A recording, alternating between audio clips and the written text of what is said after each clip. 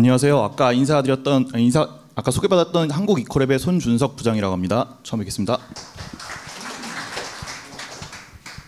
저희 회사가 이제 최근 들어서 이제 데이터 센터 관련해서 솔루션들을 설명을 드리고 있는데요. 아마 저희 회사 이름도 처음 들어보셨을 거고 이런 솔루션에 대해서 아마 처음 들어보실 거라고 생각을 하는데요.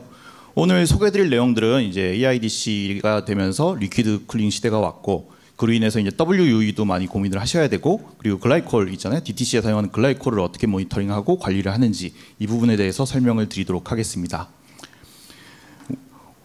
빠르게 넘어가겠습니다.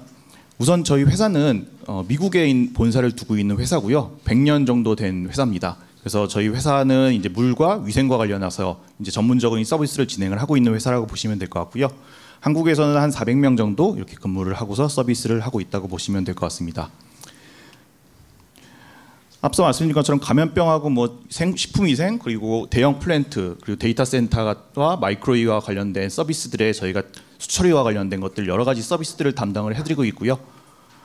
저희 회사의 특징은 전 세계에 있는 데이터 센터 170여 개국에 있는 데이터 센터에 동일한 서비스들을 진행해주고 있다고 보시면 될 것 같습니다. 그래서 현재 전 세계 800여 곳 이상에서 데이터 센터에 서비스를 제공해드리고 있고요. 그리고 상위 22개의 콜로케이션 운영사들에게 일관된 서비스를 진행해드리겠다고 보시면 될 것 같습니다. 그래서 뒤에 설명드릴 내용들은 저희가 글로벌 사례들을 통해서 합숙된 내용들을 설명을 드릴 거고요. 그 내용들을 이제 한국에 잘 적용하셔서 운영 상황에서 문제가 없도록 운영하시면 좋을 것 같습니다. 먼저 WUE 개선 방안 관련해서 설명을 드리도록 하겠습니다. 앞서 많은 분들이 설명해 주셨지만 PUE하고 WUE가 많은 이제 글로벌 CSP사들이 관점들로 관리를 하고 있는 부분이라고 보시면 될 것 같습니다. 이제 WUE가 이제 저희가 집중적으로 설명을 드릴 부분인데요.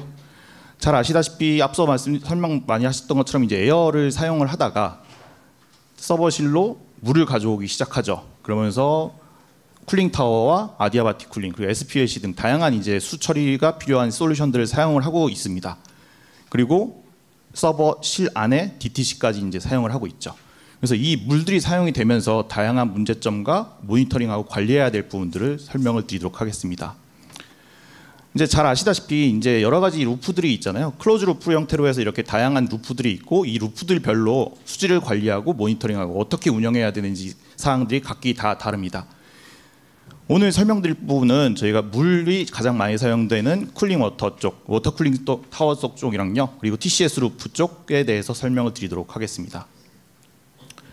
WUE를 개선하기 위한 세 가지 방법이 있는데요. 첫 번째가 이제 잘 아시다시피 이제 데이터 센터 내에 이제 오는 물이 있잖아요.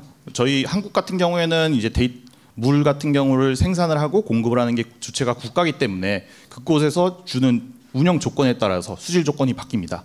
무슨 얘기냐면요, 뒤에서 자세하게 설명을 드리겠지만 그 물이 깨끗하냐 더럽냐에 따라서 나중에 농축을 할 수 있고 아니고가 이제 바뀌는 부분이라고 보시면 될 것 같고요. 그리고 추가적으로 그거를 방류를 할 때 국가에서 규제를 하는 부분들이 있습니다. 이런 것들에 의해서 영향이 있다고 보시면 될 것 같습니다. 그 두 번째가 앞서 말씀드렸던 냉각탑인데요. 잘 아시다시피 이제 물을 증발을 시켜서 이제 냉각 효율을 얻잖아요. 이러면서 이제 농축이라는 거가 일어나게 됩니다.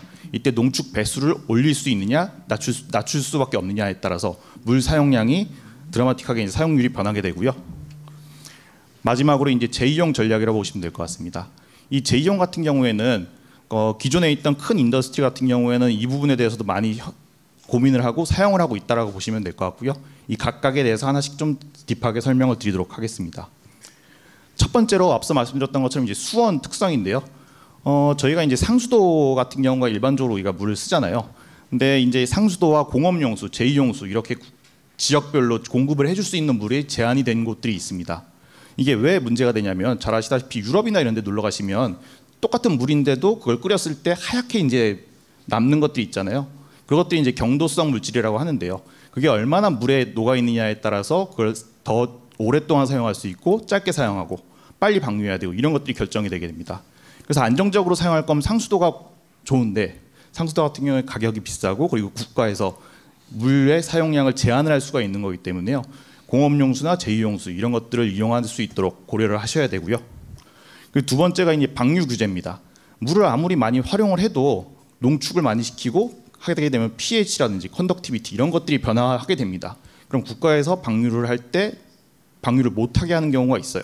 그럼 이렇게 되면은 당연히 이제 물을 농축을 못하게 되면 물 사용량이 늘어난다고 보시면 될 것 같고요. 이런 것들은 적절하게 이제 모니터링하고 필요한 부분에 대해서 이제 케미컬 프로그램을 적용을 해야 되고요. 그래야 사용량이 변화가 될 수 있다라고 보시면 될 것 같습니다. 그리고 두 번째로 COC 부분인데요. 앞서 설명드렸던 것처럼 일반적인 쿨링 타워 같은 경우에는 증발이 일어나기 때문에 앞서 말씀드렸던 것처럼 물을 끓이면 순수한 물만 날아가고 이온 성분들은 그대로 냉각탑에 남아있게 됩니다. 이것들이 과하게 농축이 되게 되면 냉각탑과 열교환하는 칠러 부분에 이제 문제가 생기게 되는데요. 이것들을 이제 어떻게 조절을 하고 어떻게 농축을 시키고 하느냐가 이제 관건이라고 보시면 될 것 같습니다. 하다못해 이제 저희가 내부적으로 얘기할 때 COC라고 해서 이제 농축을 몇 배를 하느냐라는 기준이 있는데요. 이거를 3배수로 하냐 6배수로 하냐에 따라서 물 사용량이 30%에서 40% 이상씩 차이가 나게 됩니다.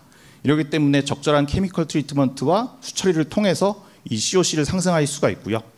이렇게 되면은 무작정 이렇게 농축을 시킬 수가 없는 이유가요.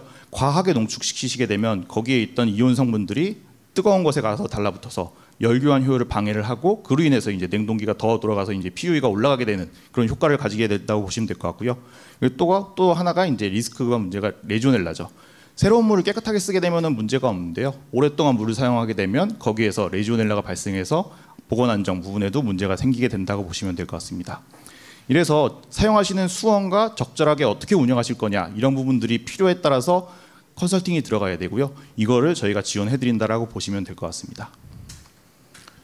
그리고 마지막으로 이제 물 사용 최적화 전략입니다. 물은 이제 어쨌든 간에 들어올 수 있는 물은 정해져 있고 그럼 그 버리는 물을 어떻게 사용하냐 부분을 이제 설명드리는 건데요. 배출수 재활용 부분이 이 부분입니다. 앞서 말씀드린 것처럼 냉각탑에서는 증발이 일어나지만 블로우다운이라고 해서 이제 일정 양의 물을 지속적으로 버리시게 되는데요. 그 물을 그냥 버리시는 게 아니고 다시 재활용할 수 있는 기술들이 기존에 다 있습니다. 그래서 RO라든지 UF 처리를 통해서 버린 물을 다시 가지고 와서 보급수로 사용할 수 있는 기술들도 있고요. 이런 기술 같은 경우에는 앞서 말씀드린 것처럼 저희가 글로벌 사례들을 통해서 다양한 데이터 센터들에서 이런 기술들을 사용해서 리사이클하는 효과들을 가지고 있습니다. 그리고 추가로 이제 우수도 많이 있으시잖아요. 그리고 추가적으로 건물을 짓다 보면 유출 지하수도 발생을 하는데요. 이런 것들도 아깝게 버리시지 말고 그걸 다시 적절한 처리를 통해서 보급수로 사용할 수 있는 방법이 있다고 보시면 될 것 같습니다. 근데 물을 사용하게 되면 배관에 어떤 문제가 발생을 하게 됩니다. 이제 첫 번째가 부식이죠. 당연히 이제 물의 pH와 여러 가지 성분들에 의해서 부식이 발생하게 되는데요. 제가 이제 이 산업에 있으면서 심각한 경우에는 해다가 부식에 의해서 썩어서 빠지는 경우도 봤습니다. 그래서 전체적으로 물이 빠지는 경우도 봤었는데요. 이 리스크가 이제 부식이 가장 크고요. 두 번째가 미생물입니다. 앞서 말씀드린 것처럼 물이 공기와 접촉을 하면서 거기서 미생물들이 이제 자라나게 되면서 그 미생물들이 어딘가 붙고 그러면서 열교환 효율을 방해하고 아까 말씀드렸던 레지오넬라라든지 이런 문제를 야기할 수가 있고요. 그리고 농축을 하게 되면 아까 설명드린 것처럼 스케일 성분들이 발생을 하게 됩니다. 이런 것들이 배관을 막고 뒤에 설명드린 DTC라든지 이런 건 미세하게 이제 채널들이 있는데 그런 것을 막게 돼서 문제를 발생할 수 있기 때문에 워터를 그냥 단순히 물만 사용하시는 게 아니고 적절하게 관리를 하시면서 트리트먼트를 하셔야 안전하게 사용할 수 있다고 보시면 될 것 같습니다. 이런 수처리 관리가 미흡하게 되면 앞서 말씀드린 것처럼 비용이 증가하고 당연히 WU가 증가를 하게 됩니다. 그럼 물을 더 많이 사용하게 되니까요. 근데 이렇게 되면은 앞서 말씀드렸던 여러 가지 사례들에 의해서 이제 열교환 효율이 저하가 다 되게 되고요. 그리고 당연히 이제 부식이 발생하거나 스케일이 끼게 되면 설비 수명이 저하가 되게 되겠죠. 그러면서 이로 인해서 WE도 당연히 늘어나게 되고요. 그리고 마지막으로 앞서 말씀드린 것처럼 배관이 빠진다든지 부식에 의해서 이런 상황도 발생할 수가 있기 때문에 여러 가지 장애가 발생할 수 있는데요. 이런 것들은 당연히 다 운영하시는 입장에서는 숨은 비용이라고 보시면 될 것 같습니다. 이런 것들은 적절한 모니터링과 관리를 통해서 예방할 수 있는 부분이라고 보시면 될 것 같고요. 그런 거를 저희가 이제 지원해 드리는 거라고 보시면 될 것 같아요. 그래서 저희는 이제 100년 넘게 이제 수처리를 하다 보니까 어떻게 이제 운영하고 케미컬을 적절하게 투입하느냐 부분에 대해서 이제 많은 솔루션을 갖고 있고요. 그러다 보니까 현장에 대한 상황을 듣고 적절한 케미컬과 프로그램을 제공해 드리고 있습니다. 추가적으로 이제 그와 관련된 케미컬 주입 설비와 모니터링 시스템도 같이 설계를 해서 드리고 있고요. 이런 부분에 대해서 이제 자세하게는 오늘 시간이 짧아서 설명을 못 드리지만요. 궁금하신 사항이 있으면 뒤에 있는 연락처로 전화 주시면 될 것 같습니다. 그리고 두 번째 부분입니다. 저희가 이 부분에 대해서는 이제 그렇게 많이 말씀은 안 드리고 한 군데서만 이제 말씀을 드렸었는데요. 저희가 DTC는 다 아시니까 넘어갈게요. 잘 아시다시피 이제 TCS 루프 뭐 2차 측에서 사용하시는 이제 글라이콜 PG25라고 많이 들어보셨을 거예요. 그러니까 DLC에서 사용하는 이제 특정 유체라고 보시면 될 것 같은데요. 이 유체에 대해서 설명을 드리려고 합니다.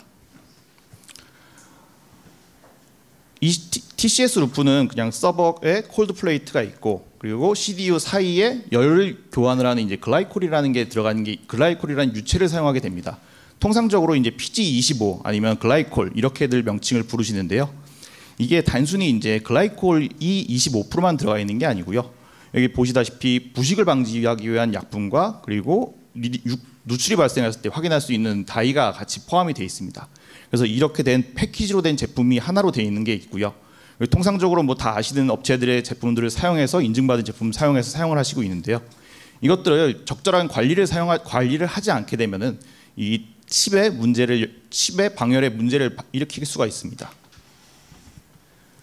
이 DTC 같은 경우에는 국내 여러분들 말씀하셨다시피 사례가 없어요. 그러다 보니까 여러분들이 많은 궁금증을 가지고 계실 건데요.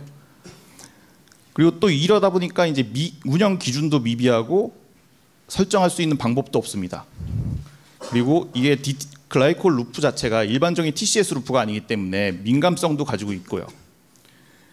그런데 이걸 잘못 관리하게 되면 앞서 말씀드렸던 것처럼 글라이콜 루프의 마지막에 있는 AI 칩의 방열의 문제를 일으킬 수가 있습니다. 이렇기 때문에 저희가 오늘 말씀드리는 솔루션들을 확인하신 다음에 현장에 잘 적용을 해주셨으면 좋겠고요. 계속 말씀드리면 이 글라이콜을 단순히 관리를 어떻게 하느냐 부분에 대해서 많이들 고민하실 건데 글라이콜을 충진하고 끝나는 게 아닙니다. 왜 그러냐면은 충진하다가 교체하다가 어떤 오염에 의해서 그 글라이콜의 농도가 변화할 수가 있고요. 그 농도가 변화하게 됨으로써 문제를 야기를 할 수가 있습니다. 그리고 추가적으로 자재도 적합한 자재도 써야 되고 그리고 유지 관리 그리고 고온 운전에 의해서 이 글라이콜의 농도가 변화할 수가 있습니다. 이거는 여러 가지 문제들 중에 열화와 오염, 누출, 장비, 손상 이렇게 여러 가지 부분에 대해서 이제 문제를 발생시킬 수 있는데요. 이로 인해서 앞서 말씀드렸지만 콜드 플레이트에 직접 붙어 있는 칩의 방열에 문제를 일으킬 수가 있다라고 보시면 될 것 같아요. 지금 여기 보시는 이미지 같은 경우가 이제 콜드 플레이트 단면 부분인데요. 이 단면 부분이 작은 데 같은 밀리미터 단위로 이하로 이제 이렇게 콜드 플레이트 방열이 잘 되도록 되어 있는데 글라이콜이 그 유체 사이를 흐르면서 이제 방열을 하는 건데 관리가 잘못되게 되면 여기 보시는 바와 같이 바이오 필름이라는 것들이 끼게 되고요. 추가적으로 부식이 발생할 수 있습니다. 왜냐하면 그 부분이 이제 구리로 되어 있기 때문이죠. 그리고 마지막으로 세 번째로 스케일. 앞서 말씀드렸던 물의 어떤 성분들이 여기 가서 달라붙게 되고 그것들이 열교환 효율을 방해를 하게 되는 거죠. 여기 네 가지 이제 사례들이 있는데 이런 사례들이 방지하고 모니터링하는 솔루션에 대해 설명을 드릴 거고요. 저희가 글로벌 사례로서 이제 여러 현장에서 165개 이상의 사이트들에서 이제 모니터링을 한 결과를 말씀을 드립니다. 저희가 글라이콜을 샘플링을 하여 저희 이제 분석실에서 분석을 한 건데요. 이제 OCP와 애슐의 가이드라인에 나와 있는 pH와 뭐 이런 기준들에 의해서 저희가 확인을 해봤는데 165개 루프 중에 79%가 이상이 한 개 이상의 기준을 초과해서 운영이 되고 있었습니다. 이런 걸 계속 이렇게 가만히 냅두시게 되면 아까 말씀드렸던 운영에 문제가 발생하기 때문에 잘 관리를 해주셔야 되고요. 여러 가지 문제가 여기 보시는 바와 같이 pH 기준 미달, 알카리도 부족, 글라이콜 농도 부족 이런 사례들이 관리가 모니터링이 됐었습니다. 이렇게 되게 되면 어떻게 되느냐? 당연히 기존에 있던 글라이콜을 다 빼셔야 돼요. 왜 그러냐면은 글로벌 CSP사들이 요구를 하는 농도와 관리 기준이 있는데 그걸 이탈을 하게 되면 장애가 발생하기 때문에 그들이 이제 이탈 기준을 설정을 해놓은 거고요. 근데 적절하게 운영하지 못하고 전처리를 진행을 하시지 못하게면 글라이콜의 농도가 떨어지게 되고 그러면은 그걸 다 결국에는 빼고 다시 충진을 하시는 수밖에 없습니다. 왜 그러냐면 아까 설명드렸던 글라이콜이라는 게 하나의 일회형 제품으로 되어 있기 때문에 그 농도가 떨어졌다고 해서 단순히 글라이콜만 충진을 시킬 수 있는 방법은 현재는 없어요. 그래서 이제 지금 여기 이 부분을 모니터링을 계속 하셔야 된다는 부분을 말씀을 드리는 거고요. 이제 TCS 루프를 설치를 하기 전에 TCS 루프에 있는 여러 가지 이물질들이 앞서 말씀드렸던 이런 문제를 발생을 시킵니다. 그렇기 때문에 세정과 피막 작업을 기존은 사전 작업을 진행을 하셔야 되고요. TCS 루프를 설치하시고서 그리고 지속적인 모니터링을 작업을 진행을 하셔야 됩니다. 그리고 마지막으로 하이퍼케어라고 해서 이제 일정 기간 동안 농도가 감소가 없는지를 지속적으로 모니터링을 하셔서 이에 대응을 하실 수 있는 방법을 가지고 있으셔야 됩니다. 그래서 간단하게 이제 클리닝하고 패시베이션 부분에 대해 설명을 드리려고 하는데요. 저희가 내부적으로 3단계가 클린을 해야 된다라고 말씀을 드립니다. 이제 처음 디자인 단계에서부터 이제 글라이콜을 충전하기 위한 부분들을 많이 고민을 하셔야 되는데요. 현재 글라이콜 같은 경우에 뭐 최소 3개월에서 6개월 이상 딜리버리가 걸리고 있습니다. 왜 그러면 전 세계적으로 글라이콜을 소요가 많이 있기 때문에 딜리버리하는 기간도 고민을 하셔야 되고요.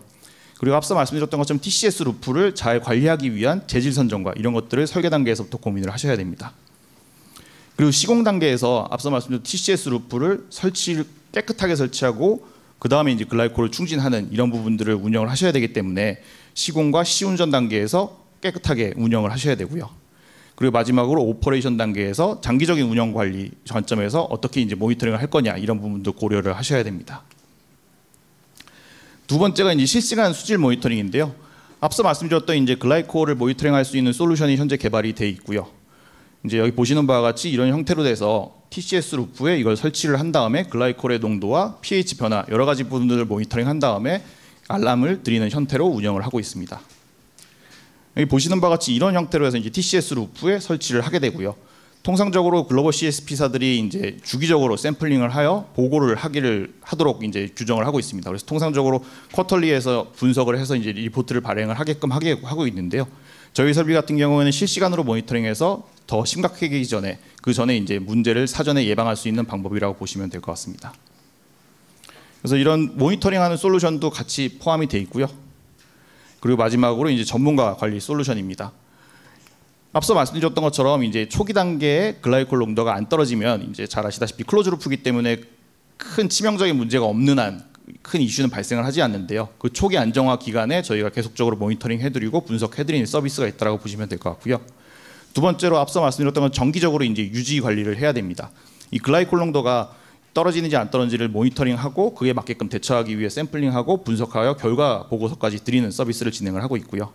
마지막으로 문제가 발생했을 때 그 샘플에 어떤 문제가 있었는지를 파악해서 그에 적절한 솔루션을 드리는 게 마지막이라고 보시면 될 것 같습니다. 저희 내부적으로는 이 TCS 루프에 대해서 관리하기 위해서 여러 가지 이제 표준화된 절차들이 되어 있다고 보시면 될 것 같고요. 이를 통해서 이제 고객사분들이 아까 말씀드렸던 TCS 루프의 안정적인 이제 운영 그리고 마지막으로 냉각 성능 극대화 그리고 운영 효율 및 비용 절감하는 효과를 가지실 수 있다고 보시면 될 것 같습니다.